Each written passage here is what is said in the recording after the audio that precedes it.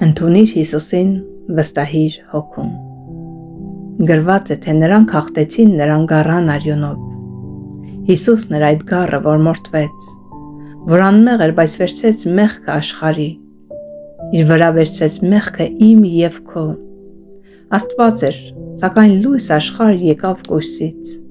Մարդկային մարմնով նա ճաշակեց ամեն դառնություն, մրմուռ, ցավ, գայթակղություն ու փորձություններ,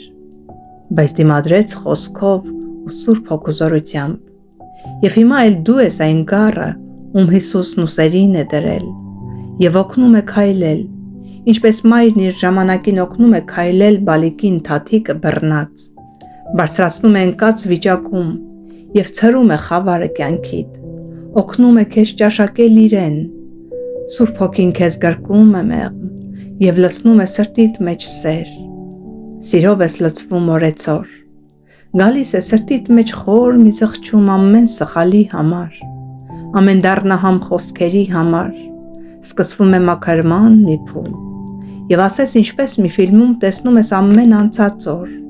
ու ասած խոսքերդ գործերով, ու էլի զղջում ու ծնկած վիճակ, նորից ներում խնդրելու պրոցես, ու կրկին սրբվելու առիթ եւ մարմնի վիրավոր մտքի ու սրտի դարմանում երկնային յուղով, ու լրիվ մաքուր միանոտ, ներված, բժշկված, սիրված, զորացած, Հիսուսի շնորհով ու տված հաղթությամբ եւ որդու կոչումով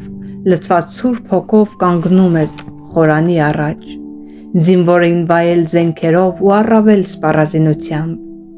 Քեզ տալիս է իշխանություն օդի զորության առաջ, որ չարի ամեն մտքին ունենաս գլխիդ սաղավարտ եւ վահան հավատքի եւ Տիրոջ խոսքերը կենթանի, որն իր ուժով կվանի ամեն արձակած կրակոտ մինետ ու կօգնի դիմադրել չարին, ճշմարտության լուրն ավետելու եւ Տիրոջ խաղաղությունով պատերազմ հաղթելու։ Բռնվիր ամուր Տիրոջից, Սուրբ Հոգուն վստահիր ամեն բան ու լսիր նրա ամեն մի ցուցում։ Նա այս աշխարհում քո լավագույն ընկեր եւ աստվածության երրորդ անձ քո կյանքում, ով միշտ քեզ հետ է ու քո հետ է քայլում։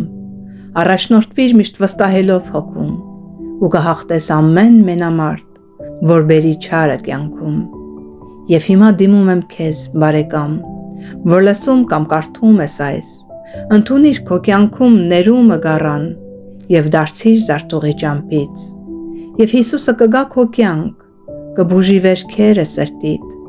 պարզապես ապրիր ու քայլիր սրբության ճամփով եւ կստանաս հավիտյան ուղեգիր դեպի Եդեմ, որ փափագն է շատերի։